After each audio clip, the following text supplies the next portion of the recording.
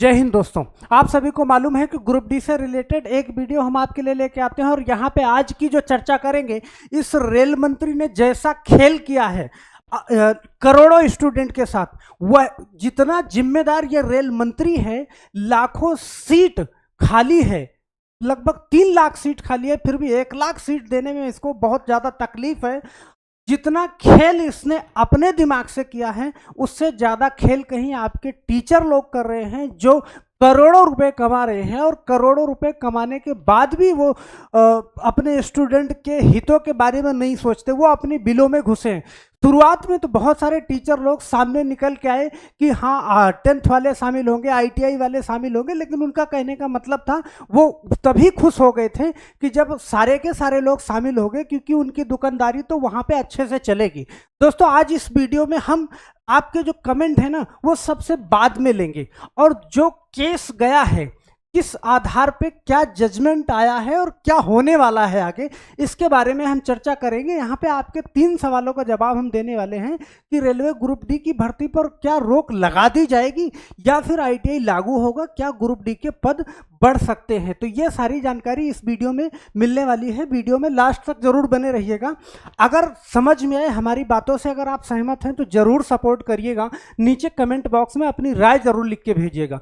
दोस्तों, अगर रेलवे के पास ढेर सारा पद है तो भैया 32,438 पद देके रेलवे पहली बात तो बेवकूफ़ बना रही है। सबसे पहले ITI का नोटिस आता है कि रेलवे के पदों पर ITI लागू होगा, फिर उसके बाद जो है ITI को हटा करके 10th वालों को शामिल, सभी 10th वालों को शामिल कर दिया। देखना यहाँ पे क्या किया, ITI और 10th वालों को सिर्फ आपस में लड़ाया है। ये खेल कर रहा है लोगों के साथ में कि वो 32,000 पोस्ट भी हमें ना देनी पड़े, निकाल दिया। ये प्रक्रिया 3-4 साल तक ऐसा घसीटती रहे। भाई केस जरूर जाएगा। पहले ITI वाला आपने नोटिस दिया तो ये केस कोर्ट में जरूर जाएगा। अब कोर्ट में गया, सुप्रीम कोर्ट का क्या जजमेंट है, इस बारे में थोड़ा सा आप समझ लो कि इस भर्ती के ऊपर क्या तलवार लटक रही है। यहाँ पे सबसे पहले, क्या रेलवे भर्ती रोक दी जाएगी? हो सकता है कि ये अभी के लिए रुक जाए। कैसे? यहाँ पे एक बात समझना, जब रेलवे से पूछा गया कि भाई आपने क्या किया, तो रेलवे ने कहा कि 28 तारीख को हमने 60 नोटिस जारी किया था और इस 60 नोटिस में ये बोला था कि हम ITI वाले पदों पर ITI लागू करेंगे। तो यहाँ पे जो है, जब 22 तारीख को ये नोटिस आया पूरा, तो 22 तारीख की नोटिस में भी 28 तारीख वाली डेट मेंशन की गई है यहाँ पे, समझ रहे हैं?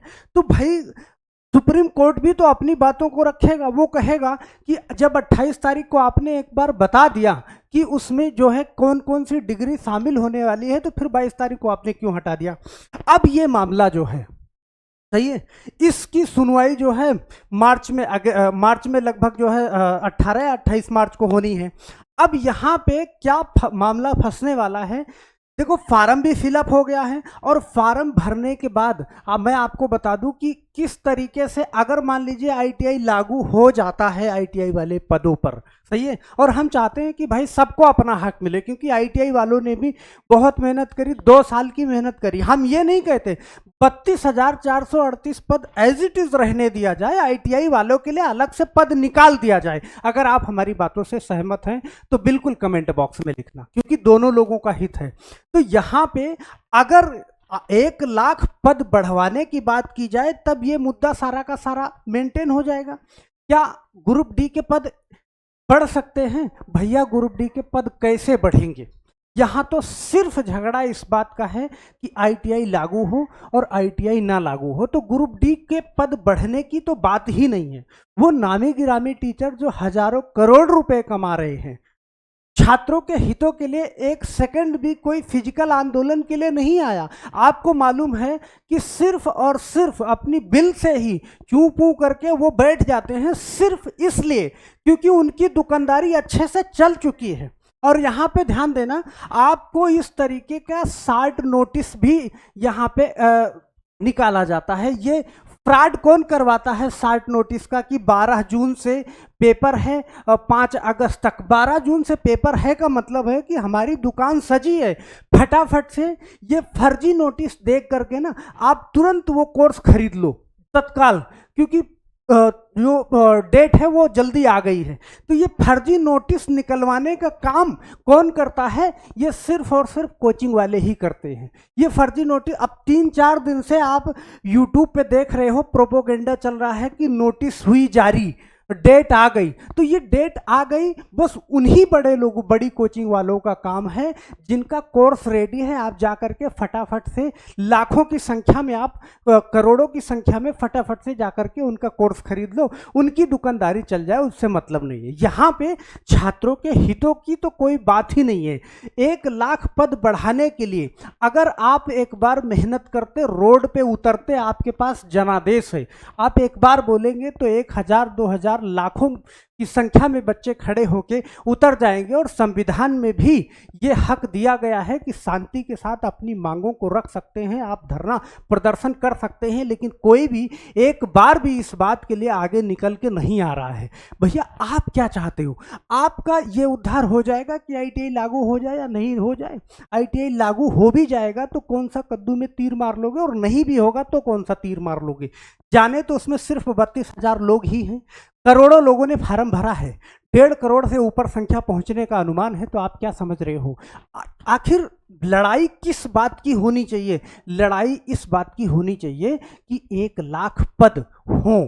और ध्यान देना, क्या रेलवे ग्रुप डी पदों पर रोक लगा दी जाएगी? अगर आप कुत्ते बिल्ली की तरह लड़ते रहोगे तो जरूर रोक लगा दी जाएगी, और सच में ये भर्ती रुक जाएगी। आप इस बात को मान लेना।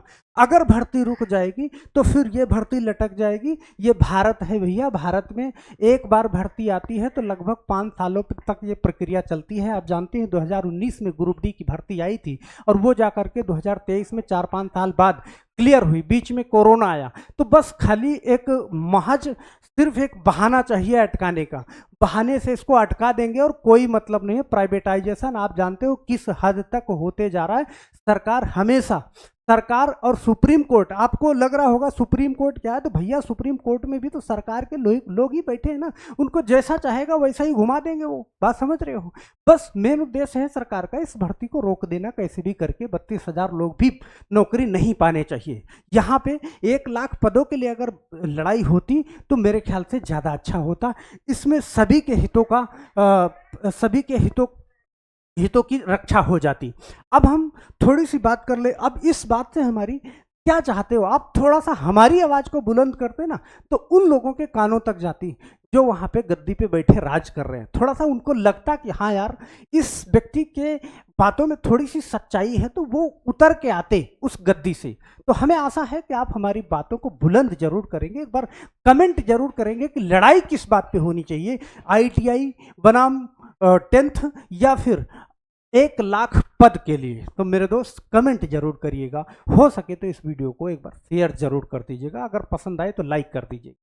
लास्ट में हम उन लोगों की बात कर लेते हैं डेली जिस तरीके से हम कमेंट को लेते हैं, और जो हमारे भाई बहन कमेंट करते हैं हम उनका कमेंट का जवाब लगातार अगली वीडियो में ही दे देते हैं। तो यहाँ पे सबसे पहले PW के लिए प्लीज, यहाँ पे बालाजी के नाम से आईडी है, प्लीज वीडियो बनाइए, मैं BI कैटेगरी से हूँ, बहुत इंतजार कर रहा हूँ सर, गुवाहाटी से भर सकता हूँ? तो मेरे भाई थोड़ा सा वक्त दीजिए, मैं बनाने की कोशिश कर रहा हूँ। देखो कोई भी डाटा हम जो वीडियो लेके आते हैं वो पूरे यूट्यूब पे आपको अलग नजर आएगी, उसमें हमारी बहुत सारी मेहनत शामिल होती है। तो हम आपके लिए वीडियो लेके आएंगे, बिल्कुल लेके आएंगे, थोड़ा सा वक्त दीजिए, डाटा कलेक्ट करने में टाइम लगता है।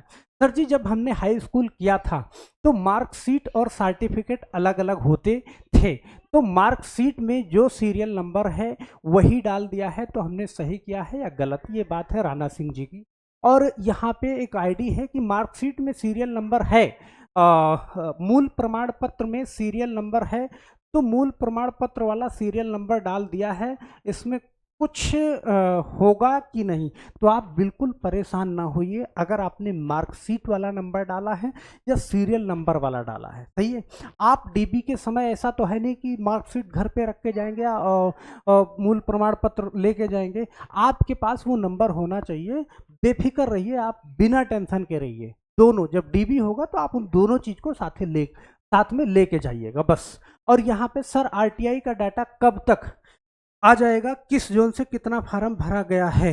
इस बार मुझे बहुत डर लग रहा है, 500 प्लस कंपटीशन होने वाला है। तो भाई बिल्कुल इस बात से हम भी सहमत हैं कि 500 प्लस कंपटीशन होने वाला है और बहुत जल्द 3-4 दिन में इसका डाटा आपको देखने को मिल जाएगा। बात समझ रहे हैं। और यहाँ पे लगता है सर ITI लागू होने वाला है, हाई कोर्ट में केस चला गया। भाई केस तो गया ही है और वहाँ पे जो कुछ भी होगा ITI लागू होगा, फिर भी कोई दिक्कत नहीं, बहुत अच्छी बात है। और 10th बेस पे ही होगा तब भी कोई दिक्कत नहीं है। लेकिन देखो RTI वालों को कहा गया है, आश्वासन दिया गया है, तो उनके लिए कुछ ना कुछ सीटें तो रखनी चाहिए थी, क्योंकि वो लोग 2 साल कर चुके थे, 2 साल मेहनत करें, पैसा फूके हैं। तो ITI वालों के हितों को भी सोचना चाहिए था सरकार को यहाँ पे। सर मैंने कुछ भी चेंज नहीं किया, लेकिन फार्म खोल कर देखा है, कुछ गलत तो नहीं है, मैं कुछ भी चेंज नहीं किया है, क्या मॉडिफाई का पेमेंट करना पड़ेगा या फार्म रिजेक्ट तो नहीं होगा? तो भैया आपने खोल के देखा है, कुछ भी नहीं होगा, परेशान ना होइए। अगर आप मॉडिफाई भी कोई चीज़ कर लेते हैं और जब तक पेमेंट नहीं करते तब तक वो पहले जैसा ही माना जाएगा। तो आपने खोल के देखा है, कोई दिक्कत नहीं है। आप मॉडिफाई मतलब वो एक्सेप्ट नहीं है, मतलब सिर्फ आपने खोल के देखा है, तो वहाँ पे कोई दिक्कत नहीं है। अगर आप कोई चीज़ मॉडिफाई करते हो तो आपको पेमेंट करना पड़ता है, पेमेंट करो या ना करो कोई मतलब नहीं। तो बस मेरे दोस्त आज के लिए सिर्फ इतना ही। अगर आपका भी कोई सवाल है तो आप मुझे कमेंट बॉक्स में ज़रूर कमेंट करिएगा, हम अगली वीडियो में उसको शामिल जरूर करेंगे और उसका जवाब देने की कोशिश करेंगे। और हम आशा करते हैं कि ये वीडियो आपको पसंद आएगी मेरे दोस्त। जाते जाते लाइक जरूर करिएगा और वीडियो पसंद आए तो एक बार शेयर जरूर कर दीजिए, और चैनल पे नए हैं तो चैनल को सब्सक्राइब जरूर कर दीजिएगा। अगली वीडियो हम कुछ बेहतरीन तरीके से आपके लिए लेके आने।